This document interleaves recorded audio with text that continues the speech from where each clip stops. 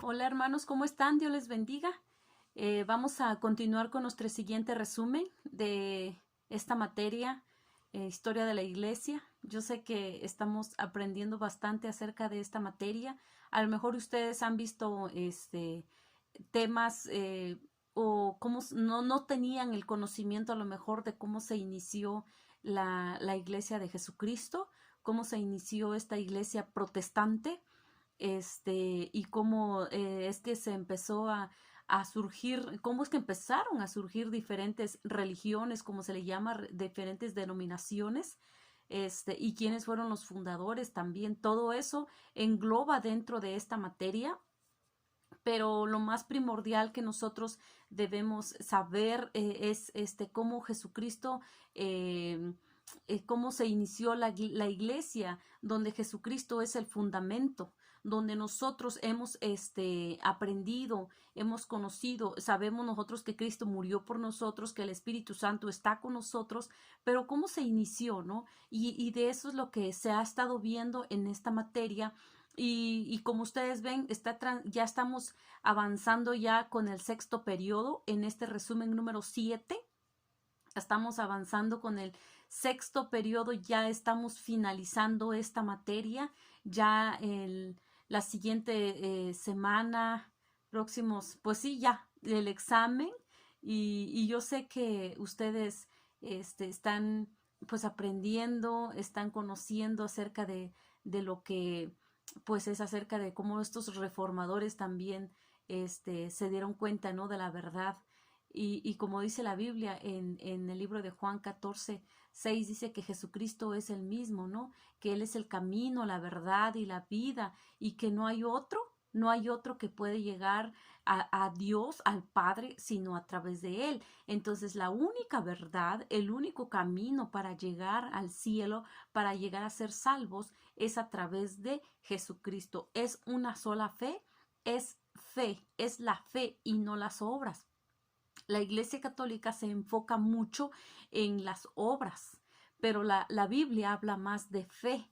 Así es que para poder para poder ser salvos, tenemos que caminar en fe, en toda nuestra área espiritual se enfoca, debe de estar la fe. La fe, porque sin fe no podemos llegar a ver a nuestro Dios.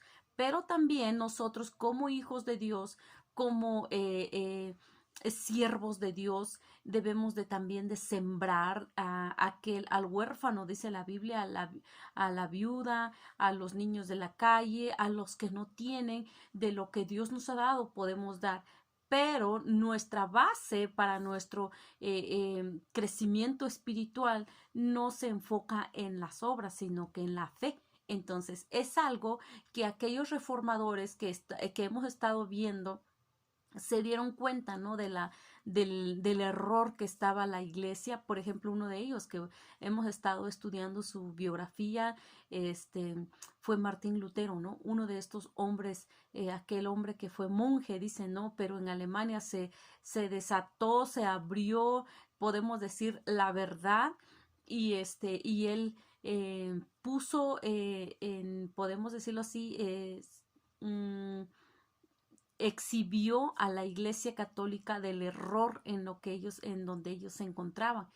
Y también en aquellos tiempos, muchos hombres de fe, hombres de Dios, fueron mártires también, murieron en la hoguera, murieron a través de instrumentos de tortura, pero eso se ha estado viendo, ¿no? Y cómo, aunque el enemigo ha intentado parar el mensaje de Dios, es imposible, ¿no? Es imposible porque hasta el día de hoy se escuchan las matanzas, las persecuciones, se escucha como incluso las iglesias no quieren la iglesia católica aún no quiere, sabiendo la verdad, no lo quieren recibir, sobre todo los líderes, ¿no? Los que liderean la iglesia católica, sabiendo quién es el único mediador, el único Dios que escucha, que oye, no quieren hacer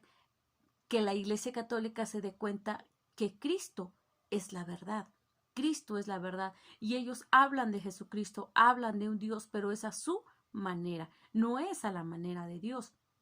Entonces, vamos a continuar con nuestro resumen número 7, este sexto periodo. Sí, vamos a continuar con el sexto periodo con la clase número 18, 19 y 20. En este periodo vamos a ver cómo se menciona una guerra muy llamada la Guerra de los 30 años. ¿Qué es esta guerra? Fue una guerra muy sangrienta que nunca había visto Europa. Pero en sí la guerra comenzó en Bohemia. A este episodio se le conoce como la Defenestración de Praga. Fue una guerra sangrienta entre protestantes y católicos. Fue una guerra en la que ellos estaban protegiendo su doctrina, protegiendo su creencia. ¿Sí? La guerra de los 30 años, después de mucho tiempo, terminó con la paz que garantizaba la libertad religiosa. Únicamente esta paz fue para los católicos, luteranos y reformadores. En Inglaterra se llevó a cabo la Revolución Puritana, que llevó a la guerra civil la ejecución del rey Carlos en el año 1649. En ese año muere este rey llamado Carlos. Al mismo tiempo, este grupo de sectarios, los puritanos, se dividían cada vez más, de modo que habían dentro de estos se dividían los grupos de independientes, presbiterianos, sabatistas, niveladores, etcétera. Pero estamos hablando dentro del grupo de los puritanos. Se expandieron grupos presbiterianos, sabatistas y niveladores. También veremos el gran siglo de la modernidad, sí, el gran siglo de la modernidad, la independencia norteamericana, la Revolución Francesa. Y luego vamos a ver la independencia de las naciones latinoamericanas. Parte del ideal de estas nuevas naciones era la libertad de conciencia, de modo que a nadie se le obligara a afirmar aquello de lo que no estaban convencidos, de lo que ellos no les parecía, no era obligatorio que ellos firmaran, ¿no?, un decreto en la que ellos no estaban de acuerdo. Entonces, eso es lo que se veía también en este sexto periodo acerca de la independencia norteamericana, ¿sí? Lo que son la independencia de las naciones latinoamericanas y todo esto se llevó a una libertad de conciencia. En el siglo XIX inicia el protestantismo en América Latina y estos fueron apoyados por líderes que deseaban ponerle, pues ahora sí que un costo, ¿no?, un precio al poder católico. A lo que es a la Iglesia Católica. Y por otra parte, en cuanto a los conservadores y protestantismos, ellos empezaron a enraizarse en los continentes, en países y continentes. Lo que es su crecimiento empezó a verse, a notarse, y esto se debió a la inmigración de los escoceses, ingleses y alemanes. A estos hombres, a estos países empezaron a expandirse, así, a expandirse lo que son el protestantismo, ¿sí? También veremos los movimientos, algunos movimientos en cuanto al puritano, movimiento wesleyano y el movimiento anglocatólico, movimiento racionalismo. Estos movimientos que nosotros vamos a ver también dentro de esta clase, de este resumen número 7, que empezaron a trabajar en cuanto a su grupo. Después de la Reforma, 3 diferentes grupos aparecieron en la iglesia en cuanto a los ingleses. El elemento romanista, que buscaba amistad y nueva unión en Roma. era el propósito de esta iglesia? ¿Qué buscaban? Amistad y una nueva unión. Ellos buscaban unidad. Esta iglesia en cuanto a los romanos. El anglicano, ¿sí? El anglicano, que estaba satisfecho con las reformas moderadas llevadas a cabo bajo el rey Enrique VIII y la reina Isabel. Este grupo, los anglicanos, estaban satisfechos, dice, por la reforma moderna. El grupo radical es el siguiente grupo, ¿sí?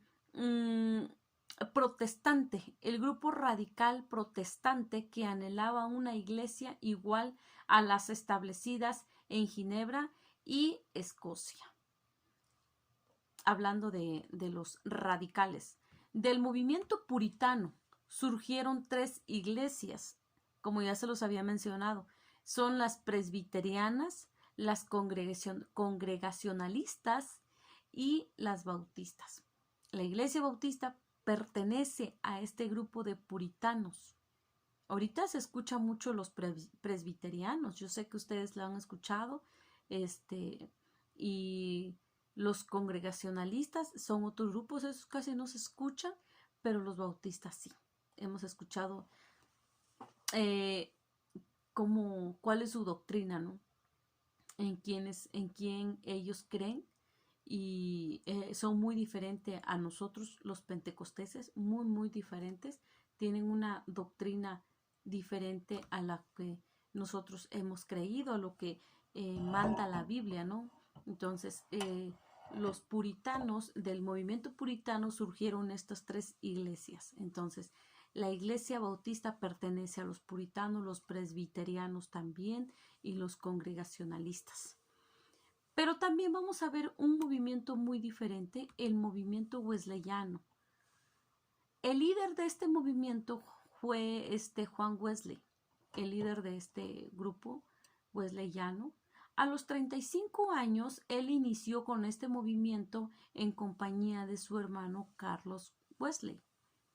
El líder fue Juan Wesley y él empezó a predicar el testimonio de espíritu, ¿sí? El testimonio del espíritu como un conocimiento interno personal, y las personas aceptaban sus enseñanzas, les gustaba escuchar los mensajes que este hombre daba, Juan Wesley. Él sabía liderar y cómo convencer a las personas, ¿no? Y él predicaba su doctrina. Pero más tarde Wesley convocó a un grupo de predicadores laicos para que llevaran su doctrina a otros países, ¿sí? Y también llevaran la experiencia de Juan Wesley, cómo inició, como quien dice, que llevaran su testimonio, ¿no? Que su testimonio se expandiera, que la experiencia de cómo ellos, como hermanos Juan Wesley y Carlos Wesley, empezaron a trabajar en este movimiento. Lo que Juan Wesley quería, bueno, quiso más bien dicho, es que convocó a varios predicadores laicos para que llevaran su mensaje, su doctrina se expandiera, su biografía, su testimonio se expandiera y se dieran a conocer más en otros lugares, por ejemplo, en la Gran Bretaña, uno de los lugares que se dieron a conocer, en las colonias estadounidenses también. Y años más tarde a este grupo de Juan Wesley se les llamaron los metodistas. Yo sé que ustedes han escuchado hablar de ellos, los metodistas. Entonces viene de el fundador fue Juan Wesley. Ya no era el movimiento wesleyano, ahora son los metodistas. Entonces, para que veamos, ¿no?, de lo que se trata este sexto periodo. Resumen número 6 de lo que nosotros hemos estado viendo. Y yo sé que ustedes van a ver este resumen, ustedes van a ver, no es mucho lo que se le explicó, pero es amplio y es extenso lo que ustedes van a ver en la plataforma. Y de verdad es interesante conocer todo esto, es importante conocer la historia de la iglesia, de cómo se inició y cómo, hasta cómo sigue, ¿no? Sigue y continúa la iglesia de Jesucristo y va a continuar. ¿Y saben cuándo le va a dar fin? Hasta cuando Cristo venga por su iglesia. Entonces nosotros, como hijos de Dios, también debemos de trabajar y dejar huella en la tierra, de sembrar, dar de nuestro tiempo para poder ser parte de esa iglesia que está marcando la historia, que está marcando el testimonio de Jesucristo. Entonces también nosotros podemos hacerlo porque somos hijos de Él. Y yo sé que ustedes a lo mejor y Dios les tiene un llamado a ustedes sienten ese llamado que Dios les ha dado a ustedes, no nos detengamos. Ahí vamos a servir, vamos a trabajar para nuestro Dios, así como estos hombres lo hicieron. Fueron hombres comunes y corrientes igual que nosotros, ¿sí? Jesucristo vio a los discípulos, hombres sin profesión, sin una carrera, mas sin embargo Dios los eligió porque en ellos Dios veía fidelidad. Y yo sé que Dios ve en nosotros fidelidad, así como también levantó a estos reformadores, que ellos se levantaron y se pararon en la brecha para interceder, para poder rescatar a los protestantes, rescatar a la iglesia de Jesucristo. También nosotros lo podemos hacer hoy en día. Yo sé que ustedes tienen familiares, tienen amigos, conocidos, católicos que no creen en Jesús, ¿sí? Que no creen en el aceptar a Cristo para poder ser hijos de Dios. Porque la Iglesia Católica u otras denominaciones dicen, es que yo soy hija de Dios, yo soy hijo de Dios. La Biblia no nos dice eso. La Biblia nos dice otra cosa. En Juan 1:12 dice, mas a todos los que le recibieron, a los que creen en su nombre, les dio derecho de ser hijos de Dios. Entonces, para poder pertenecer a la historia de la iglesia, al cuerpo de Jesucristo, para que yo pertenezca yo a ese movimiento del cuerpo de Jesucristo, yo tengo que aceptarlo en mi corazón, yo tengo que creerlo. Entonces, eso es lo que debemos hacer, hacerles ver el error en lo que ellos están pensando, caminando, sus creencias, ¿no? Creencias. Pero vamos a hablarles conforme a la palabra de Dios. Entonces, muchas gracias, gracias hermanos. Yo sé que ustedes van a ver este pequeño resumen. Yo les animo para que pues continuemos y terminemos bien esta materia. Yo lo sé, como les he dicho, no es la única materia que ustedes están llevando, pero yo les invito para que ustedes se esfuercen aún más para que terminen esta materia y ustedes tienen la mente de Cristo, ustedes tienen la habilidad, la capacidad y yo sé que ustedes le están pidiendo sabiduría a Dios para poder hacer bien las cosas, terminar bien esta materia y pues solo Dios sabe que yo sé que ustedes se están esforzando y sé que van a sacar una buena calificación en su siguiente examen. Muchas gracias, hermanos, donde quiera que estén, Dios los guarde y los protege y hay que echarle muchas ganas para terminar esta materia. Gracias y al igual que sus otras materias también esforcémonos y esfuércense. Gracias, que Dios les bendiga.